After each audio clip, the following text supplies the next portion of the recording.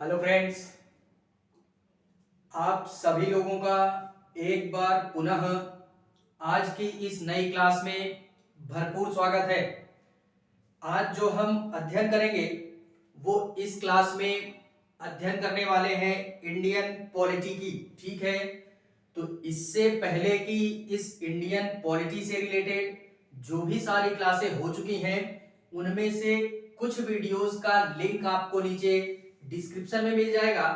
आप सहजता पूर्वक वहां से जाकर के पहले उन सारी क्लासों को देख लीजिएगा एंड तत्पश्चात आकर के इस क्लास में विजिट कीजिएगा। ठीक है, तो आई होप यार क्लास आपको पसंद आ रही होगी। तो आप जहां भी हैं वहीं से क्लास को अटेंड कीजिए और जैसे भी हैं स्वस्थ हैं मस्त हैं तो भरपूर आनंद लेते रहिए क्लास का हमारे।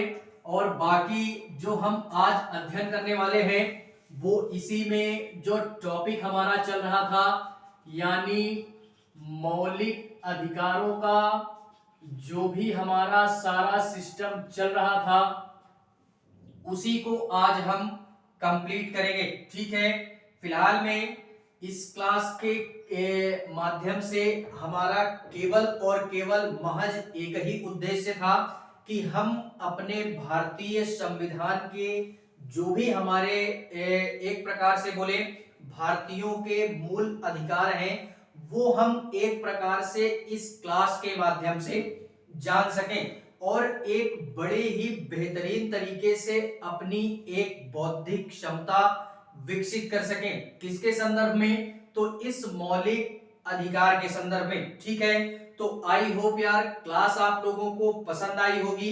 बाकी आज हम इस चैप्टर को बड़े ही बेहतरीन तरीके से कंप्लीट करेंगे।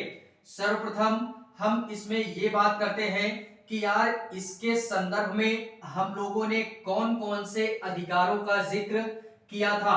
तो इसमें हम लोगों ने जो पहला अध्ययन किया था वो अध्ययन किया था समता का अधिकार की बात की थी। ठीक है, इसी के पश्चात में स्वतंत्रता के अधिकार की भी बात की थी हमने। इसके पश्चात में शोषण के विरुद्ध अधिकारों की भी बात की थी कि किसी भी व्यक्ति का अगर शोषण होता है तो ऐसे कौन कौन से प्रावधान भारतीय संविधान के अंतर्गत किया गया है। ठीक है, इसी के पश्चात में शोषण के विरुद्ध के पश्चात हम लोगों ने पढ़ा धार्मिक स्वतंत्रता का अधिकार। धार्मिक स्वतंत्रता का अधिकार इसका भी जिक्र हम लोग कर चुके हैं। एंड इसी के पश्चात में धार्मिक के पश्चात में हम लोगों ने अध्ययन किया शिक्षा एवं संस्कृति का अधिकार। शिक्षा एवं संस्कृति का अधिकार। एंड जो हमने लास्ट अध्ययन करना है वो अध्ययन करना है संवैधानिक उपचारों का अंत भी बोल सकते हैं और अधिकार भी इसको हम बोल सकते हैं। ठीक है, तो इस क्लास का केवल और केवल एक ही उद्देश्य था कि हम अपने बौद्धिक क्षमता को विकसित कर सकें इन अधिकारों के संदर्भ में एवं अपने अधिकारों को भी हम क्या कर सकें, जान सकें। ठीक है, तो इसी उद्देश्य से हम लोगों ने इन सारी क्लासों को अवेलेबल भी किया और अध्ययन भी किया। ठीक है, तो आज जो हमने अध्ययन करना है वो पूर्णतः हम लोग बात करेंगे लास्ट जो अधिकार बचता है इसमें हमारा संवैधानिक उपचारों के अंत की बात करेंगे। ठीक है, तो इसी में बात करते हैं कि ये हमारा लास्ट जो अधिकार आता है संवैधानिक उपचारों का अधिकार या संवैधानिक उपचारों के अंत के नाम से भी जानते हैं।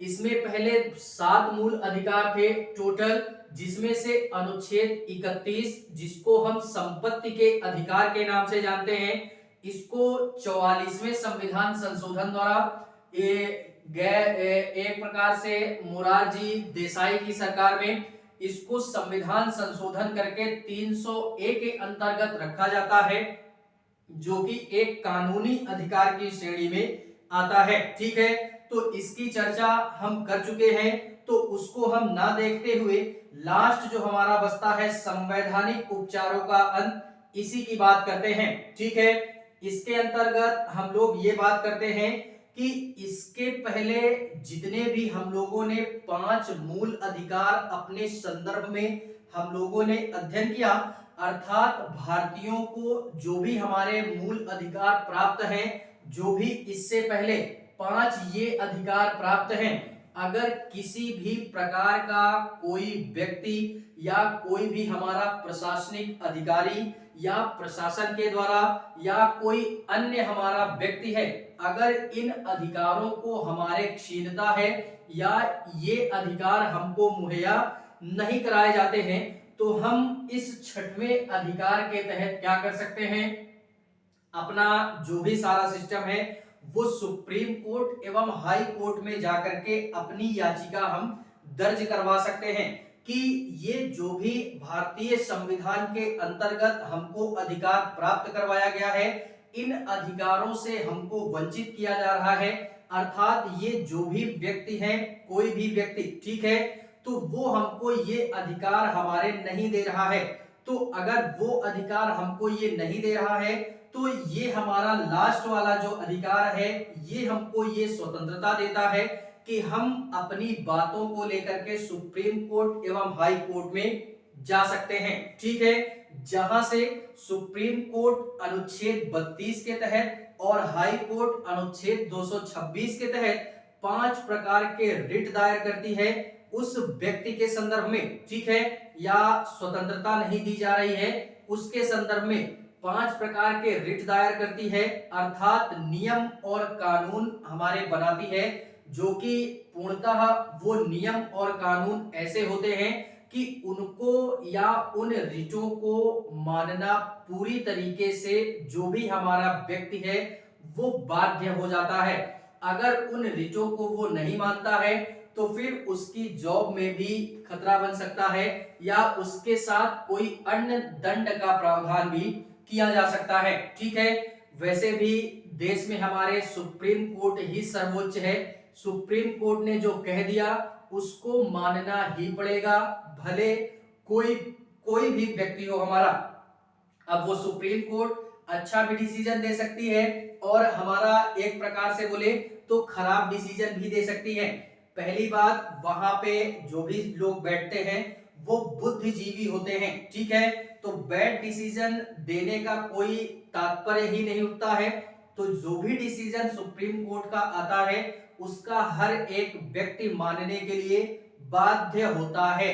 इसी कारणवश बोलते हैं कि अगर पहले किसी भी व्यक्ति का कोई काम अगर नहीं होता है तो वो डिस्ट्रिक्ट कोर्ट में जाता है, डिस्ट्रिक्ट कोर्ट में काम नहीं हुआ तो वो हाई कोर्ट में जाता है। ठीक है, अगर हाई कोर्ट में काम नहीं हुआ तो सुप्रीम कोर्ट में जाता है। अब सुप्रीम कोर्ट में काम नहीं होगा तो अब कहां जाओगे, अब तो उसके ऊपर कोई न्यायालय ही नहीं। तो इसी से तात्पर्य यह है कि सुप्रीम कोर्ट लास्ट कोर्ट है हमारा, और सुप्रीम कोर्ट ने एक बार जो डिसीजन दे दिया उसको मानना ही पड़ेगा। अब वो आपके फेवर में है या नहीं है इसका कोई भी वर्णन या प्रावधान नहीं होता है। तो इसी कारणवश जितने भी मामले हों ज्यादा से ज्यादा उसको निचले न्यायालय में ही सुलझा लिया जाए तो ज्यादा बेटर है, सुप्रीम कोर्ट तक मामला ना पहुंचे, यही मतलब एक प्रकार से मानना भी चाहिए और ऐसा कार्य भी करना चाहिए कि ऊपरी न्यायालय तक हमारी पकड़ या पहुंच ना पहुंचे, ना ही हमारा मुकदमा पहुंचे, अन्यथा वहां पे जाएगा तो जो वो बोलेगी वो करना पड़ेगा। ठीक है, पहली बात तो छोटे मोटे मामले सुप्रीम कोर्ट लेती ही नहीं है, ये भी याद रखना। फिलहाल में हम लोग अपने टॉपिक पे आते हैं कि संवैधानिक उपचारों के अंत की बात करते हैं। इसका वर्णन भारतीय संविधान के अंतर्गत अनुच्छेद 32 के मध्य में किया गया है। ठीक है, अनुच्छेद 32 के मध्य में किया गया है इसका वर्णन, इसका प्रावधान। और इसमें क्या बोला गया, जो भी सारी बातें मैंने बोली वही सारी बातें बोली गई। तो देखते हैं इसके अंतर्गत सुप्रीम कोर्ट या हाई कोर्ट ऐसे कौन कौन से हमारे 5 प्रकार के रिट दायर करती है जिसको मानना किसी भी प्रशासनिक व्यक्ति के संदर्भ में बेहद और बेहद आवश्यक हो जाता है। तो देखते हैं इसी के संदर्भ में कि 5 प्रकार के रिट हमारे कौन कौन से होते हैं। सर्वप्रथम अगर मैं पहली बात करूं इसी में, तो पहला जो रिट आता है, नंबरिंग याद रहेगा तो भी ठीक है, नहीं भी याद है तो भी ठीक है। ठीक है, तो नंबरिंग पे नहीं जाएंगे, केवल और केवल रिट याद रखनी है कि कौन कौन से रिट हमारे दायर करती है सुप्रीम कोर्ट एवं हाई कोर्ट। ये सुप्रीम कोर्ट जो करती है ये अनुच्छेद 32 के तहत करती है। ठीक है, एंड इसी में अगर हाई कोर्ट की बात करें तो हाई कोर्ट अनुच्छेद 226 के तहत हाई कोर्ट द्वारा ये सारा माहौल गर्म किया जाता है इसके संदर्भ में। ठीक है, पहला इसी में पहला आता है परमादेश। क्या बोलते हैं? परमादेश, जिसको हम लोग हॉबियस कॉर्पस के नाम से भी जानते हैं। दूसरा इसी में आता है, दूसरा क्या आता है? पहला हमारा परमादेश जिसको हम मेंडामस के नाम से जानते हैं, मेंडामस के नाम से भी जानते हैं। दूसरा आता है बंदी प्रत्यक्षीकरण, बंदी प्रत्यक्षीकरण, ये दूसरा हो गया हमारा, इसको हम लोग हॉबियस कॉर्पस के नाम से जानते हैं। एंड तीसरा इसी में आता है क्यू वारंटो। क्यू वारंटो से तात्पर्य ये है अधिकार प्रक्षालेख, अधिकार प्रक्षालेख की बात करेंगे। ठीक है, तीसरा रिट हमारा ये हो गया। एंड इसी में जो हम लोगों ने चौथी बात करनी है वो चौथा होता है हमारा उत्प्रेषण। उत्प्रेषण होता है, या एक प्रकार से बोले तो पहले प्रतिषेध पढ़ लेते हैं। क्या पढ़ लेते हैं? प्रतिषेध। प्रतिषेध एक प्रकार से बोले स्टे टाइप का होता है। कोई भी कार्य अगर रोकना होता है तो कोर्ट से जाकर के हम स्टे वगैरह लेते हैं। ठीक है, तो वो हमारा प्रतिषेध के अंतर्गत आता है।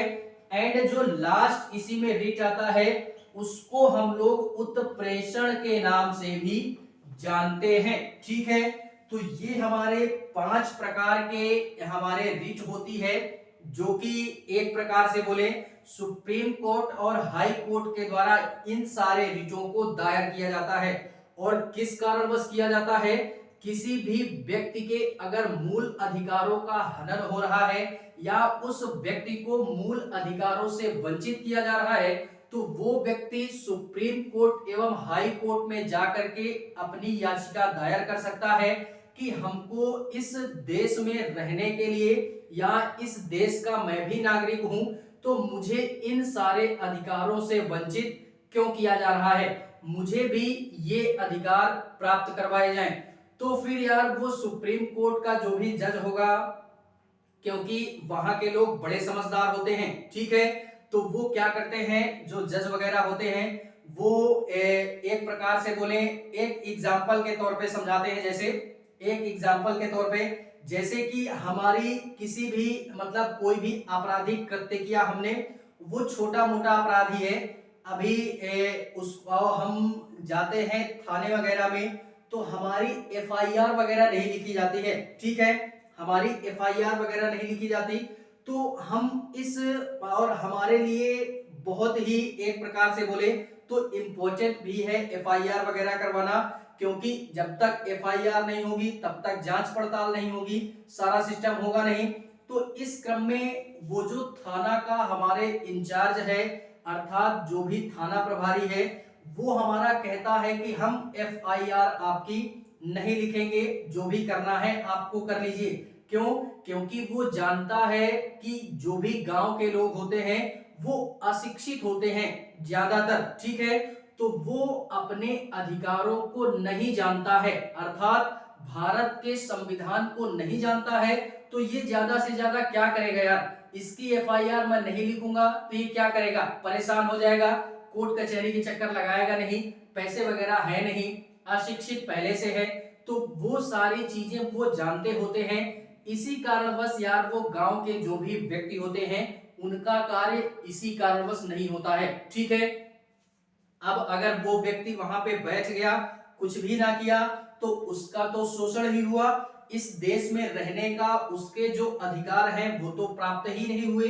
और वहीं पे अगर कोई जागरूक बंदा होगा या पढ़ा लिखा शिक्षित व्यक्ति होगा, तो वो तो यार उस मतलब थाना प्रभारी का एक प्रकार से बोले तो मार करके रख देगा। वो क्या करेगा, कोई बात नहीं, आप हमारी रिपोर्ट नहीं लिख रहे हैं, कोई बात नहीं, चलते हैं आपके पापा के पास में। ठीक है, उसको बिना बताए उसका पूरा डिटेल लेकर के, यानी किस गांव से आते हैं हम, और ये थाना किस क्षेत्र के अंतर्गत आता है, और यहाँ का इंचार्ज कौन है, इन सारी बातों को या उस पूरे थाने का ब्यौरा लेकर के हम पहुंच जाते हैं कोर्ट में। कोर्ट में जाएंगे, या एक प्रकार से बोले तो थाना के बाद भी जो भी सारा ऊपर सिस्टम होगा वहां चले जाते हैं, या एक प्रकार से बोले तो जिला न्यायालय में चले जाते हैं, डिस्ट्रिक्ट कोर्ट में। डिस्ट्रिक्ट कोर्ट में सॉल्व हो जाता है तो अच्छी बात है, नहीं फिर इसके ऊपर हाई कोर्ट में, वहां सॉल्व हो जाता है मैटर तो भी कोई बात नहीं, सॉल्व होता है तो अच्छी बात है, नहीं होता तो उसके ऊपर जाते हैं। ठीक है, तो इस कारणवश हम लोग छोटे लेवल पे ही समझते हैं कि डिस्ट्रिक्ट कोर्ट में गया वो बंदा और वहां पे अपनी सारी बातों को प्रस्तुत किया। तो फिलहाल में जो भी जज वगैरह होते हैं वो यार पढ़ लिख करके ही जज बनते हैं, तो वो समझदार होते हैं और बेहद समझदार होते हैं। ठीक है, वहां पे जाने के पश्चात में क्या होता है, जिला न्यायालय में जाने के पश्चात में, जिला न्यायालय हमारा एक प्रकार से जज वगैरह भी बोल सकते हैं, या डिस्ट्रिक्ट मजिस्ट्रेट के पास भी वो बंदा जा सकता है, डीएम वगैरह के पास में। वो भी काफी समझदार बंदा होता है। डीएम और एसपी ये काफी समझदार होते हैं। अगर थाने वगैरह में आपकी बात नहीं सुनी जा रही, इंस्पेक्टर वगैरह आपकी बात नहीं सुनता, तो आप यार एसपी के पास जाएंगे, वो बड़े ही बेहतरीन तरीके से और सहजता के साथ में आपकी बातों को सुनेगा और उनके विरुद्ध वो कार्यवाही भी करेगा। ठीक है, क्यों? क्योंकि वो शिक्षित हो करके, शिक्षा को प्राप्त करके उस पद पे बैठा हुआ है। ठीक है, बाकी अगर करप्शन के उद्देश्य से बैठा होगा तो फिर वो आपकी बात नहीं सुनेगा। अन्यथा जो भी एसपी वगैरह का पद होता है, डीएसपी वगैरह का पद होता है, डीएम वगैरह का पद होता है, इन पदों पे जो भी बंदा बैठता है वो पूरी परिपक्वता के साथ में, अपनी बुद्धिजीविता के साथ में वहां पे बैठता है, ये भी याद रखना। ठीक है, तो वो लोग वहां से कार्यवाही करेंगे और वो लोग बाकायदा क्या करते हैं कि एक प्रकार से आदेश वगैरह, यही बोले ना कि 5 प्रकार के इन्हीं आदेशों के टाइप से वो आदेश दिया जाता है, और इन आदेशों में जो भी आपका सिस्टम जिसके अंतर्गत आता है उसी के अंतर्गत उस थाना प्रभारी के संदर्भ में हमारा जो भी सारा सिस्टम होगा वो किया जाएगा। ठीक है, तो इस प्रकार से यार हमको अधिकारों को जानना भी चाहिए, और क्या अधिकार हैं इस देश में रहने के प्रति, यार अगर हम जान जाते हैं तो हमारा बहुत सारा सिस्टम सॉल्व हो सकता है। हमको किसी के पास जाने की आवश्यकता नहीं होगी, किसी के आगे पीछे घूमने की आवश्यकता नहीं होगी, किसी भी सोर्स पाने की आवश्यकता नहीं होगी, क्योंकि अगर ज्ञान है तो ज्ञान है तो फिर क्या कहना है, ज्ञान है तो कोई भी बंदा दहाड़ सकता है। ठीक है, इसीलिए पढ़ना बेहद और बेहद महत्वपूर्ण हो जाता है। देखते हैं इसी में कि ये जो हमारे 5 प्रकार के रिट है, कौन कौन से रिट है हमारे जो कि सुप्रीम कोर्ट द्वारा दायर किए जाते हैं उन व्यक्तियों के संदर्भ में। ठीक है, सबसे पहला हम लोग अध्ययन करते हैं बंदी प्रत्यक्षीकरण की, जिसको हम लोग हॉबियस कॉर्पस के नाम से जानते हैं। ये एक प्रकार का लैटिन शब्द है। ठीक है, तो इसको भी याद रखना है। पहली बात करते हैं इसी में, पहली बात करते हैं बंदी प्रत्यक्षी। प्रत्यक्षी यार अगर हिंदी में गड़बड़ी हो जाए मेरे तो मैनेज कीजिएगा, क्योंकि थोड़ा सा हिंदी ज्यादा हार्ड है मेरी। बंदी प्रत्यक्षी, प्रत्यक्षीकरण, ठीक है, इसको हॉबियस कॉर्पस के नाम से भी जानते हैं। हिंदी थोड़ा सा हैवी है तो देख लीजिएगा आप लोग, कहीं पे भी मिस्टेक होती है तो मैनेज कीजिएगा। हॉबियस कॉर्पस के नाम से जानते हैं। इसमें क्या बोला गया है कि 24 घंटे के अंदर गिरफ्तार किए हुए व्यक्ति को क्या करना है, मजिस्ट्रेट के सामने पेश करना है। पहला पॉइंट या बंदी प्रत्यक्षीकरण का यही तात्पर्य है। इसमें ये हमारा पहली बात लैटिन वर्ड है, ठीक है, बंदी प्रत्यक्षीकरण। क्या बोला ही क्या है कि बंदी का मतलब गिरफ्तार किया हुआ व्यक्ति और प्रत्यक्षीकरण का मतलब उसको साक्षात मजिस्ट्रेट के सामने पेश करना। और कब तक पेश करना, तो 24 घंटे के अंदर इस गिरफ्तार किए हुए व्यक्ति को मजिस्ट्रेट के सामने पेश करना है। ये हमारा क्या किया जाता है, पहला रिट हमारा सुप्रीम कोर्ट या हाई कोर्ट ये दायर करती है। मानते हैं कि जैसे मुझे किसी भी आपराधिक कृत्य में या एक प्रकार से बोले तो गिरफ्तार किया गया, अब वो कॉग्निजेबल नॉन कॉग्निजेबल वो किसी में भी हो सकता है।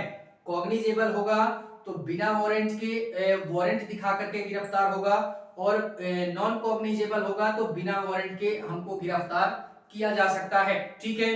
तो मान लो मुझे किसी भी पुलिस वाले के द्वारा गिरफ्तार किया गया और वो ले जाकर के मुझे थाने में ही रखता है, वो जेल वगैरह में नहीं ले जाता, अपने यहाँ पे ही बिठा करके रखता है, ठीक है। तो ऐसा किसी भी पुलिस वाले को अधिकार नहीं है।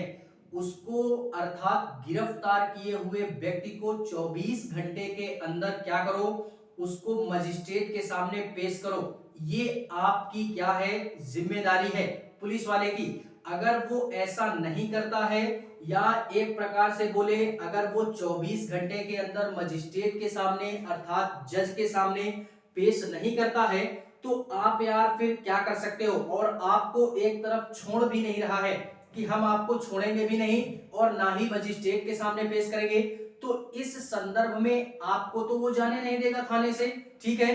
तो आप क्या करोगे कि आप अपनी फैमिली को बोलोगे या अपने आप किसी भी वकील को बोलोगे कि वो वहां जाए, कहां जाए, जिला न्यायालय में या मजिस्ट्रेट या जज के पास में, वहां पे जाए और उनसे बाकायदा सारी बातों को करने के पश्चात में उनसे जो भी रिट हमारा निकलेगा वो यही पहला रिट वो देगी उस थाना प्रभारी के संदर्भ में।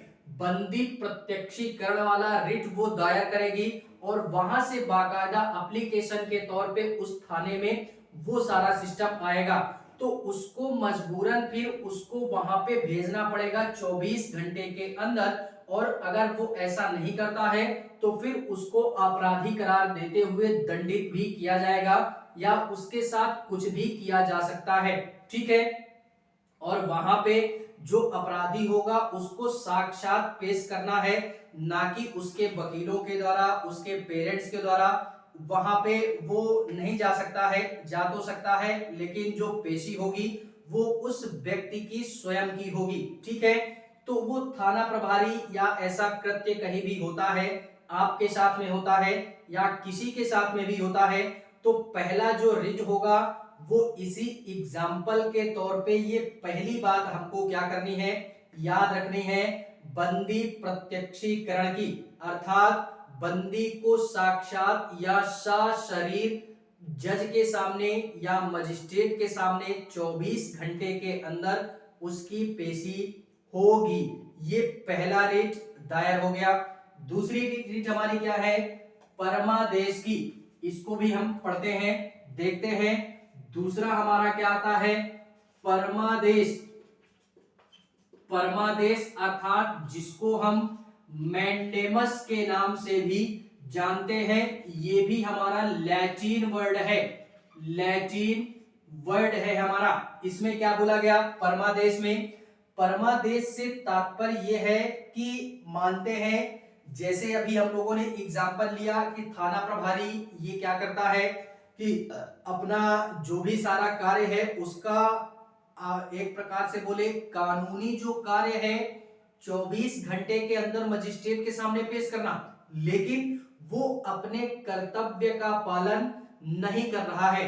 तो इस संदर्भ में भी अगर हम जिला न्यायालय या कहीं भी जाते हैं, कहीं पे भी या सॉरी कोर्ट में अगर हम जाते हैं, सुप्रीम कोर्ट में जाते हैं या हाई कोर्ट में जाते हैं, हमारे पास से जो भी पास पड़ेगा हम वही जाते हैं, क्योंकि पूरे देश में एक ही सुप्रीम कोर्ट वो है दिल्ली में। तो कुछ हमारे क्षेत्र ऐसे हैं जो कि वहां से उन व्यक्तियों को पहुंचना काफी सारा परेशानियों का सामना करना पड़ता है। तो इस संदर्भ में हमारे यहाँ जो हाई कोर्ट होगी हम वहां पे भी जा सकते हैं। ठीक है, तो हमारा कार्य यार वो व्यक्ति, उसका कार्य है 24 घंटे के अंदर मजिस्ट्रेट के सामने पेश करना, और वो अपने कर्तव्य का पालन नहीं कर रहा है। अर्थात वो जिस लिए इस मतलब एक प्रकार से बोले तो जिस भी कार्य के लिए उसने अपने पद को ग्रहण किया हुआ है, वो अपने उस पद का गलत इस्तेमाल कर रहा है। तो इस संदर्भ में भी हम अपनी याचिका को सुप्रीम कोर्ट एवं हाई कोर्ट में जाकर के दायर कर सकते हैं। वहां से फिर सुप्रीम कोर्ट या हाई कोर्ट एप्लीकेशन के तौर पे वो वहां से रिट दायर करेगी। कौन सा रिट? ये हमारा दूसरा परमादेश का, कि जो भी गवर्नमेंट व्यक्ति है उस क्षेत्र में वो अपने कर्तव्यों का पालन अच्छे ढंग से नहीं कर रहा या अपने कर्तव्यों का निर्वहन बेहतरीन ढंग से नहीं कर रहा है, तो इस संदर्भ में हम ये परमादेश नामक एक रिट दायर करते हैं। अर्थात आप सुधर जाइए इस रिट के माध्यम से, नहीं अगर हम सुधारने पे आ गए तो फिर माहौल गर्म हो जाएगा। ठीक है, तो ये हमारा परमादेश होता है जो कि सुप्रीम कोर्ट दायर करती है।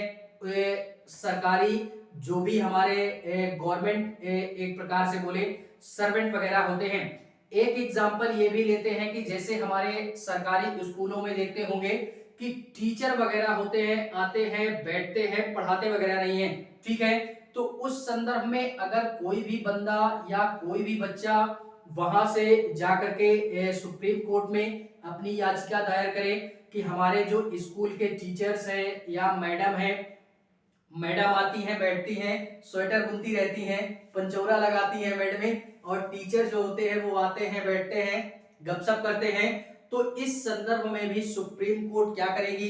रिट दायर करेगी इस परमादेश नामक का, और वो डायरेक्टली वहां से भेज दिया जाएगा स्कूल के हमारे जो भी प्रिंसिपल साहब होंगे या जो भी हमारे प्रधानाध्यापक होंगे उनके पास भेजा जाएगा कि आपके स्कूल के टीचर्स एवं जो भी मैडमें हैं वो अपने पद पे रहते हुए अपने कर्तव्यों का निर्वहन अच्छी तरीके से नहीं कर रही हैं। अर्थात उनका कार्य है पढ़ाना स्कूल में आकर के, और वो यहाँ पे आकर के अपने मन मर्जी का प्रयोग करते हुए पंचौरा करती हैं। ठीक है, और ये सारे कार्य अगर करती हैं तो आप या तो सुधर जाइए, अपने कर्तव्यों का निर्वहन अच्छी तरीके से कीजिए, अन्यथा अगर हम लोग अपनी पे आ जाएंगे तो आपका जो भी सारा सिस्टम होगा हम गर्म करके रख देंगे सारा माहौल। ठीक है, तो ये हमारा दूसरे प्रकार का रिट क्या बोलता है? परमादेश किसी भी गवर्नमेंट व्यक्ति के संदर्भ में। तीसरी बात करते हैं, इसी में हमारा आता है क्यू वारंटो।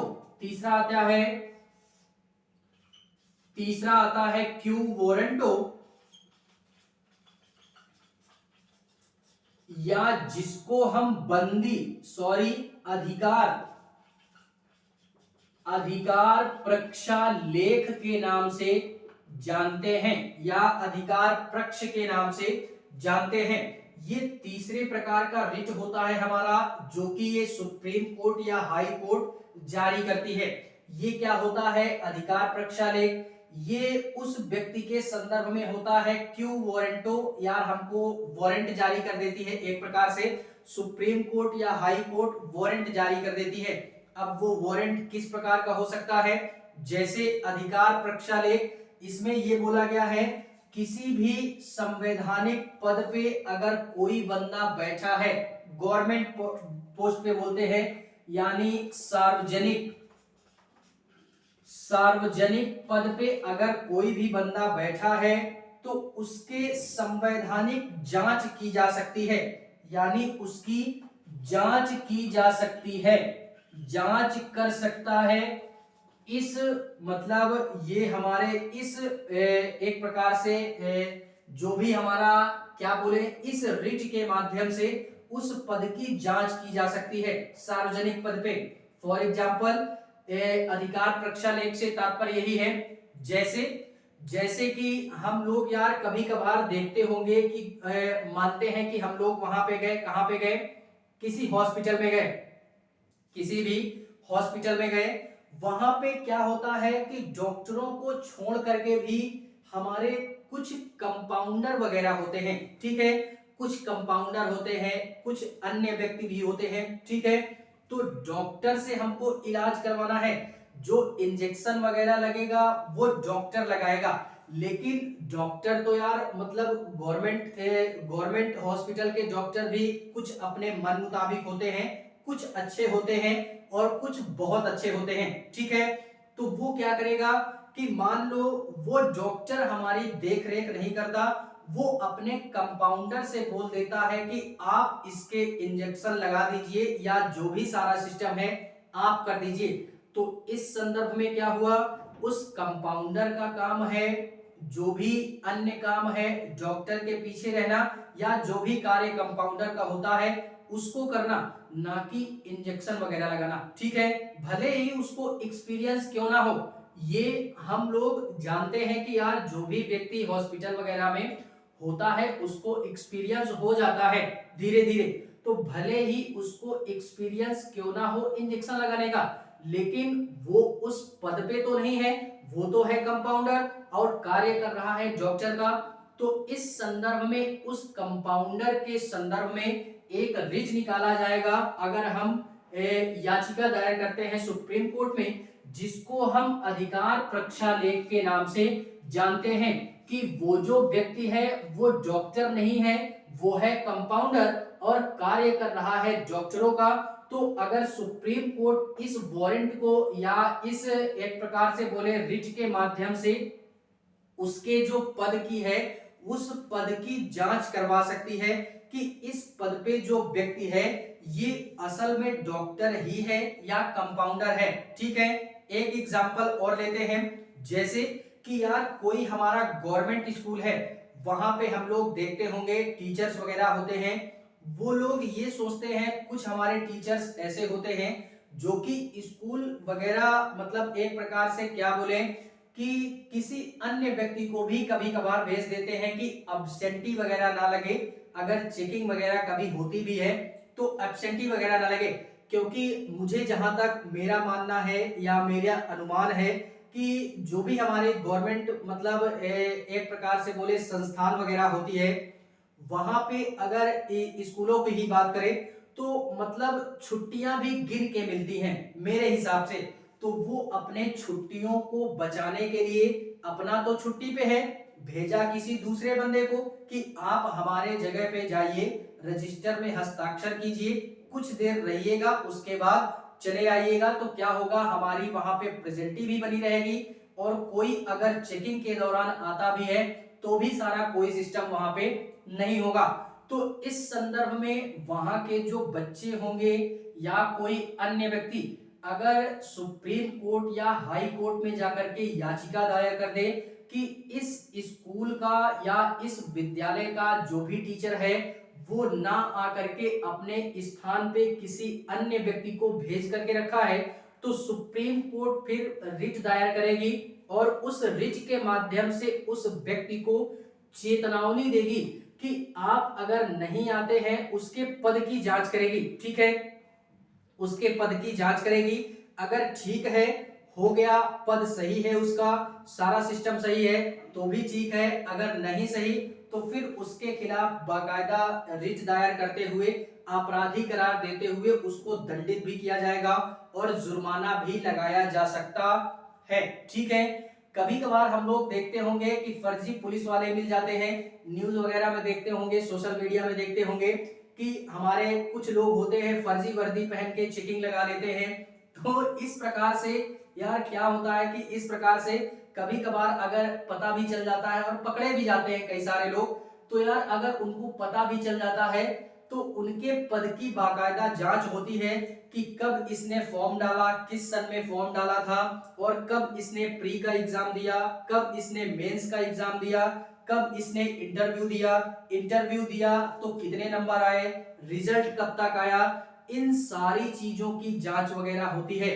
और इस जांच में अगर वो पकड़ा जाता है तो फिर यार उसका माहौल गर्म कर दिया जाता है, और पकड़ा अगर नहीं जाता, संवैधानिक होता है सारे जांचों के पश्चात में, तो फिर वो उस पद पे बना रहता है। अन्यथा वो जितनी सैलरी पा चुका होगा उस पद पे रहते हुए सारी की सारी सैलरी घर से देनी पड़ेगी। ठीक है, तो यही है हमारा अधिकार प्रक्षालेख क्यू वारंटो। इसी संदर्भ में ये रिट दायर करती है सुप्रीम कोर्ट एवं हाई कोर्ट। ये तीनों के तीनों जितने हमने पढ़े, ये किसी पर्सनली व्यक्ति के संदर्भ में जारी होने वाले रिट हैं हमारे। दो प्रकार के रिट हमारे ऐसे हैं जो कि न्यायालय के संदर्भ में ऊपरी न्यायालय, निचली न्यायालय के संदर्भ में दायर करती है। चौथा, जिसको हम लोग प्रतिषेध के नाम से जानते हैं।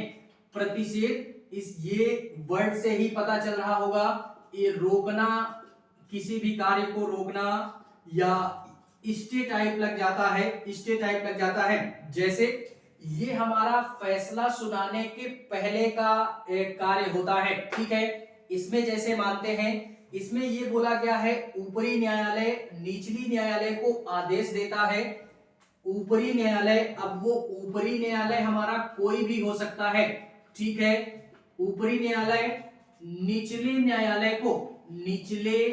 न्यायालय को आदेश देता है कि जो भी सारा कार्य है आपके अधिकार क्षेत्र में नहीं आता है, या आप किसी भी मुकदमे को अच्छी तरीके से सॉल्व नहीं कर पा रहे हैं, तो उस सारे सिस्टम को आप हमारे पास भेज दीजिए, हम उस केस को क्या करेंगे, हैंडल कर लेंगे। तो ये ऊपरी न्यायालय निचली न्यायालय को रोक लगाता है, एक प्रकार से स्टे जारी करता है। तो इसी को हम लोग प्रतिषेध के नाम से जानते हैं। ये ऊपरी न्यायालय हमारा कुछ भी हो सकता है। अगर सुप्रीम कोर्ट है तो वो हाई कोर्ट पे हमारा स्टे लगाएगी, अगर हाई कोर्ट है तो फिर वो डिस्ट्रिक्ट कोर्ट पे हमारा स्टे लगाएगी। ठीक है, तो ये हमारा न्यायालय के संदर्भ में हुआ। और एक हमारा रिट और आता है न्यायालय के ही संदर्भ में, जिसको हम लोग उत्प्रेषण के नाम से जानते हैं, या जिसको हम लोग टू सर्टिफाइड के नाम से भी जानते हैं। इसमें भी यही बात बोली गई है, ऊपरी न्यायालय निचली न्यायालय को आदेश देता है, लेकिन यहाँ पे केवल और केवल एक फर्क हो जाता है कि यहाँ पे फैसला सुनाने के बाद का माहौल बोलता है, फैसला सुनाने के पश्चात का माहौल इस उत्प्रेषण के अंतर्गत आता है। फॉर एग्जाम्पल, जैसे कि हमारा डिस्ट्रिक्ट कोर्ट है, इसने किसी भी मुकदमे पे या किसी भी जो भी हमारा सिस्टम है मुकदमे पे ही एक फैसला सुना दिया। ठीक है, और वो फैसला हो भी गया, तो उसमें उसको ये भी नहीं पता था कि जो फैसला हमने दिया है ये असंवैधानिक है, ये अप्राकृतिक है, ऐसा फैसला नहीं सुनाया जाना चाहिए। तो फिर जो ऊपरी न्यायालय है अर्थात जो हाई कोर्ट है, वो इनके ऊपर क्या करेगी, रोक लगाएगी कि आपने जो भी ये असंवैधानिक फैसला दिया है या जो भी फैसला सुनाया है ये असंवैधानिक है, इसको रोक दीजिए, और ये जो सारा मैटर है आप हमारे पास भेज दीजिए, हम इस मैटर को क्या करेंगे, सॉल्व कर देंगे। ठीक है, और जैसे ही ये बोला जाता है तो फिर उनको भेजना ही पड़ता है। ठीक है, तो इन दोनों को याद रखना है, ये दोनों न्यायालय के संदर्भ में है, एक फैसला के पहले का है, एक फैसला के पश्चात का है। और ये जो तीनों रिट हैं ये किसी भी व्यक्ति के संदर्भ में है, अगर उनके मूल अधिकारों का हनन होता है तो फिर इन तीनों रिटों के माध्यम से वो व्यक्ति अपने मौलिक अधिकारों को प्राप्त कर सकता है। ठीक है, इसको याद रखना काफी इंपॉर्टेंट है। क्यों? क्योंकि अनुच्छेद 32 को भारतीय संविधान की आत्मा बोला गया है।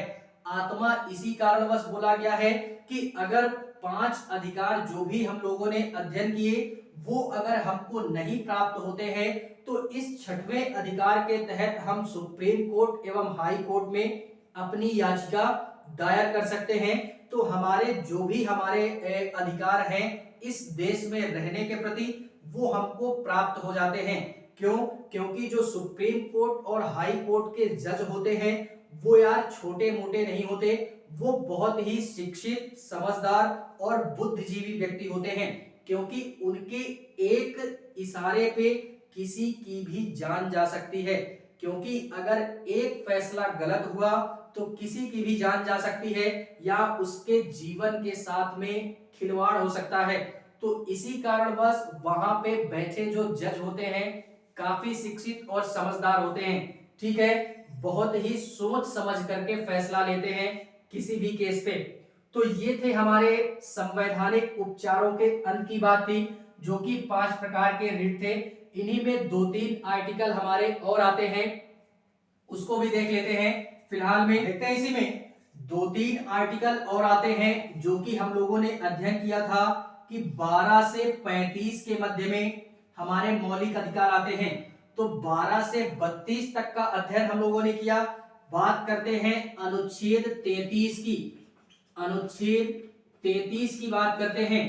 इसमें यह बोला गया है कि कुछ हमारे व्यक्ति ऐसे होंगे या कुछ हमारे लोग ऐसे होंगे या कुछ हमारे जगहें ऐसी होंगी जहां पे इस देश के नागरिकों के जो भी हमारे अधिकार हैं या मूल अधिकार हैं उनको सीमित कर दिया जाता है।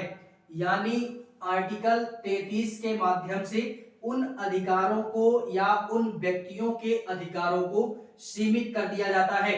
जैसे हम लोग देखते होंगे, अगर हम सेना के एरिया में चले गए, अभी हम लोग अगर एयरफोर्स, नेवी या जो भी सारा सिस्टम है, इंडियन नेवी, आर्मी वगैरह है, इनके क्षेत्र में अगर चले जाते हैं तो यार वहां पे हमारे अधिकारों को सीमित कर दिया जाता है। क्योंकि डिफेंस का सिस्टम ही ऐसा होता है, डिफेंस में जो भी व्यक्ति जाता है उसको वहां के रूल रेगुलेशन, रहन सहन, वो पूरा फिर डिफेंस के सिस्टम को फॉलो करना पड़ता है। क्योंकि वहां पे अगर उन व्यक्तियों को पूर्णतः आजादी दे दी जाएगी इन अधिकारों को लेकर के, तो फिर राष्ट्र के हित पर भी एक प्रकार से बोले तो फिर परेशानियों का सामना कर सकता है देश हित में या राष्ट्र हित में। तो इसी कारणवश उन व्यक्तियों के मौलिक अधिकारों को छीन लिया जाता है या सीमित कर दिया जाता है। जैसे नेवी वगैरह हो गया, एयरफोर्स वगैरह हो गया, और इसी के पश्चात में हमारे कुछ एक प्रकार से राजदूत वगैरह हो गए जो विदेशों में जाकर के कार्य करते हैं, राजदूत हो गए, इनके हमारे अधिकारों को सीमित किया जाता है। हमारी मीडिया हो गई, भले ही अभिव्यक्ति की स्वतंत्रता में मीडिया को आजादी है कि कुछ भी बोल सकते हैं, लेकिन कुछ हमारे क्षेत्र ऐसे हैं, कुछ जगहें ऐसी हैं कि मीडिया को भी उनके अधिकारों से रोका जाता है। ठीक है, और इसी के पश्चात में हम लोग देखते होंगे सीआईडी वगैरह हो गई, सीबीआई हो गई, रॉ वगैरह हो गया, या इस प्रकार के जो भी हमारे गुप्तचर विभाग हो गए। गुप्तचर विभाग मतलब एक प्रकार से बोले यही ना, सीआईडी, सीबीआई या आईबी वगैरह, इस प्रकार के जितने भी हमारे ये इंटेलिजेंस एजेंसी वगैरह, ठीक है, इंटेलिजेंस ब्यूरो वगैरह, इस प्रकार के जितने भी हमारे फोर्स होंगे उनके भी अधिकारों को सीमित कर दिया जाता है अनुच्छेद 33 के तहत। ठीक है, तो कुछ हमारे लोग ऐसे हैं जिनके अधिकारों को बाकायदा सीमित कर दिया जाता है। अगर उनके अधिकारों को दे दिया जाएगा तो फिर राष्ट्र के हितों में एक प्रकार से दिक्कत वाली बात हो जाएगी। तो इसको भी हमने याद रखना है। अनुच्छेद 33 बात करते हैं, अनुच्छेद 34 की बात करते हैं। अनुच्छेद 34 क्या बोल रहा है? अनुच्छेद 34 ये बोल रहा है कि अभी हम लोगों ने देखा कि सेना के अधिकारों को छीन लिया जाता है। कुछ हमारी कंडीशन, कुछ कंडीशन नहीं, सेना के अधिकारों को छीना ही जाता है। ठीक है, वहां पे अपने अलग नियम और कानून हमारे चलते हैं। ठीक है, अनुच्छेद 34 बोल रहा है इन्हीं सेना के नियम और कानून जहां लग जाते हैं, उस क्षेत्र के भी नागरिकों के मूल अधिकारों को छीन लिया जाएगा। अर्थात जिस भी क्षेत्र में जहां पे सेना का कानून लगता है, उस सेना को कानून को हम लोग मार्शल लॉ के नाम से जानते हैं। ठीक है, सेना का कानून जिस भी क्षेत्र में लगेगा मार्शल लॉ के नाम से जानेंगे। मार्शल लॉ क्या होता है? मार्शल लॉ हमारा ऐसा कानून होता है कि यहाँ पे सेना का पूरी तरीके से अधिकार हो जाता है। जो भी नियम और कानून हमारे चलेंगे वो इसी सेना के अनुसार चलेंगे, यानी उस क्षेत्र में किसी अन्य व्यक्ति का शासन नहीं होगा। पूरा का पूरा जो दबाव होगा या पूरा का पूरा जो सारा हमारा प्रशासनिक कार्य होगा वो इसी अनुच्छेद 34 मार्शल लॉ के अंतर्गत आएगा। फॉर एग्जाम्पल, किसी भी क्षेत्र में आपराधिक कृत्य होता है और उस क्षेत्र में आर्मी वालों को भेज दिया जाता है, तो उस क्षेत्र में जहां पे आर्मी वालों को भेजा गया, क्या हुआ कि आर्मी जब वहां पे जाएगी तो उस क्षेत्र का जो पूरा का पूरा कंट्रोलिंग एरिया है वो आर्मी के अंतर्गत ही चलेगा। उस पूरे क्षेत्र को आर्मी हैंडल करेगी, उसी को हम मार्शल लॉ के नाम से जानते हैं। तो उस क्षेत्र में जो भी हमारा सिस्टम होगा, जब आर्मी वालों का कानून चलने लगेगा तो फिर वहां से जो आम नागरिक हैं उनके अधिकारों को छीन लिया जाता है। ठीक है, यही हमारा अनुच्छेद 34 बोल रहा है। वैसे भी ये आर्मी, बीएसएफ इस तरीके या सेना से जुड़े हुए जवान हमारे छोटे मोटे आपराधिक कृत्यों में नहीं जाते हैं। जब तक कोई बहुत ही उस तरीके का कार्य नहीं होता है बड़ा सा, तब तक इनको नहीं भेजा जाता है। नॉर्मली केस में पुलिस वालों को ही भेजा जाता है वहां की स्थिति या परिस्थिति को शांत करने के लिए। लेकिन जब पुलिस वालों से स्थिति या परिस्थिति का सामना नहीं करते बनता तो फिर हमारी सेना आती है, और जिस भी क्षेत्र में सेना आई अनुच्छेद 34 के तहत उस क्षेत्र के व्यक्तियों का मौलिक अधिकार छीन लिया गया और पूरा का पूरा एरिया कंटेनमेंट जोन के अंतर्गत आ जाता है, कंट्रोलिंग जोन के अंतर्गत आ जाता है। और आर्मी वाले तो ऐसे कि अगर तनिक भी शक हुआ तो फिर धड़ाम से किसी से भी कोई परमिशन नहीं, जबरदस्ती भी आपके घर में घुस सकते हैं। ठीक है, इतनी परमिशन होती है उनको। और मार्शल लॉ लागू हो जाता है तो उन लोगों को कुछ ज्यादा ही पावर मिल जाती है इसके तहत। ठीक है, ये भी याद रखना। इसके पश्चात में आता है अनुच्छेद 35। अनुच्छेद 35 ये बोल रहा है कि जो भी हमारे मौलिक अधिकार हैं, अगर इस संदर्भ में संसद को कानून बनाना होगा मौलिक अधिकार के संदर्भ में, तो संसद कानून बना सकती है। आगे आने वाले अग्रणी समय में जो भी सारे हमारे नियम और कानून मौलिक संदर्भ में या मौलिक अधिकार के संदर्भ में बनाने होंगे तो संसद इस कार्य को 2/3 बहुमत से पारित करके बना सकती है। ठीक है, तो ये अनुच्छेद 35 था हमारा। फिलहाल में ये थी हमारी मौलिक अधिकारों की पूरी क्लास, जो कि यार पढ़ करके और यहाँ पे जो भी सारा सिस्टम था या जो भी सारे अधिकार थे जान करके हमको बड़ा ही आनंद आया होगा और जाना भी हमने। ठीक है, तो क्लास को भरपूर एंजॉय कीजिएगा, नोट्स भी बनाइएगा। पहली बार में नोट्स मत बनाइएगा, एक बार वीडियो को देखिएगा, दूसरी बार पुनः देखिएगा, तीसरी बार पुनः नोट्स बनाइएगा। ठीक है, तो आई होप यार क्लास पसंद आएगी आप लोगों को। जहां भी हैं स्वस्थ रहें, मस्त रहें, अपने लक्ष्य की तरफ भी अग्रसर रहें। ठीक है, मेरी ढेर सारी शुभकामनाएं आप लोगों को। बाकी मिलते हैं इसी पॉलिटी के नेक्स्ट चैप्टर में, तब तक के लिए जय हिंद।